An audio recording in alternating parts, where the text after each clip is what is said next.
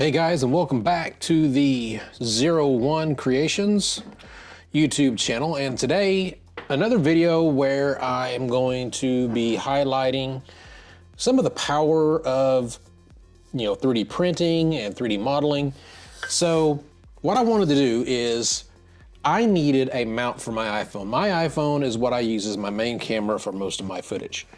I use what's called an NDI HX camera, which converts the camera feed from my iPhone into a 4K stream I can pick up on OBS, Zoom, pretty much anywhere I need it.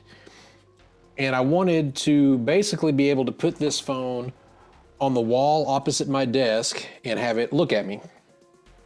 So I thought, okay, well, I'll just design a holder for the iPhone that I can screw into the wall. So that's what I did here.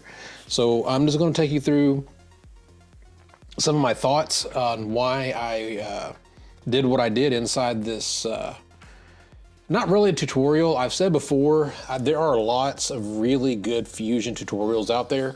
In the future, if that's something you guys would like me to do, put it down in the comments below. But right now, this is just more of a showcase on what you can do with Fusion and then how you print it. So basically what I did is I took measurements of my phone with a caliper, and then I started building out my base shape. I ended up doing just a standard rectangle. I extended the bottom outwards, cut a hole in it, and then put holes in it so that I can mount it to the wall, and then printed it up. So without further ado, I'm gonna speed up some of this footage, and then I will hop back in after the main creation is done and I'm getting it over to be printed so I can talk to you about orientation and things like that.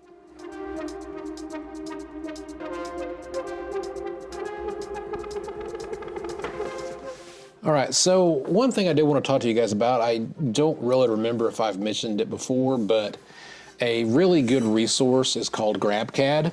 It's a website that you can sign up for a free account, and there are tons of 3D models that people have built that you can load into Fusion 360. I had thought about using it for this project, and then I decided, no, I don't really need to do that. But you can do some really cool things. I built a case this way for an iPhone. Once you get the object in, you can do exact measurements, you can rotate and build geometry around it so that it's perfectly snug and fit. So if you've got something that you're doing like this where you're making something that needs to fit a specific item, go to GrabCAD and see if that item has been rendered or not. It can make things a little easier.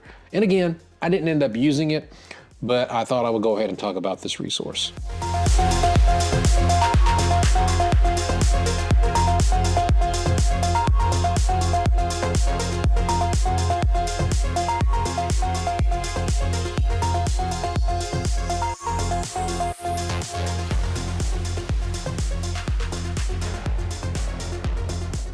Okay, so right here, I wanted to talk a little bit about how important orientation is whenever you're 3D printing.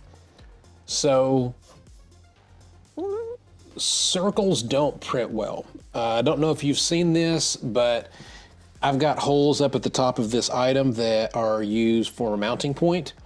If I were to print this in the orientation where it's standing straight up, those circles might not print perfectly or might fail.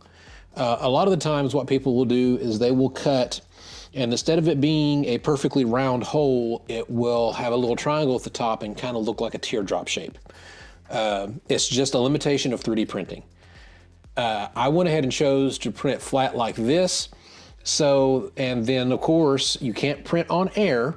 So that means that center part where I hollowed out for the phone to sit has to be supported. So that's why I have tree supports inside there. They actually came out really easily.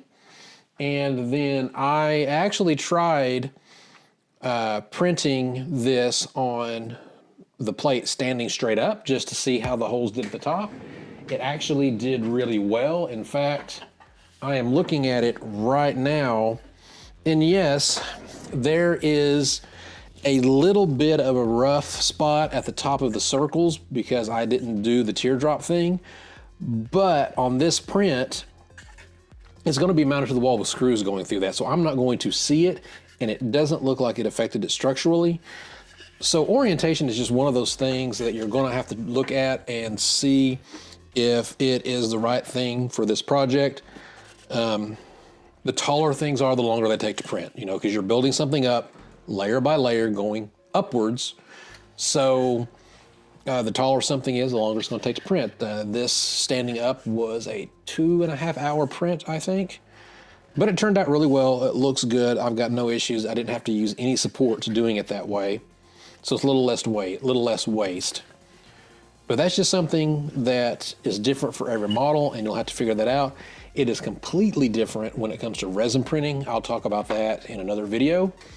But so I'm gonna speed this part up, and then I will give you a time lapse of this actually printing. I forgot to get the time lapse of this printing in this orientation, so I'm gonna show you the time lapse of it printing on the top with it standing straight up. And I hope you guys have enjoyed this short little video. Again, please like, subscribe, ring the little bell down there. Please make some comments down below. This is Jonathan from the 01 Creations site, and I will see you guys next time.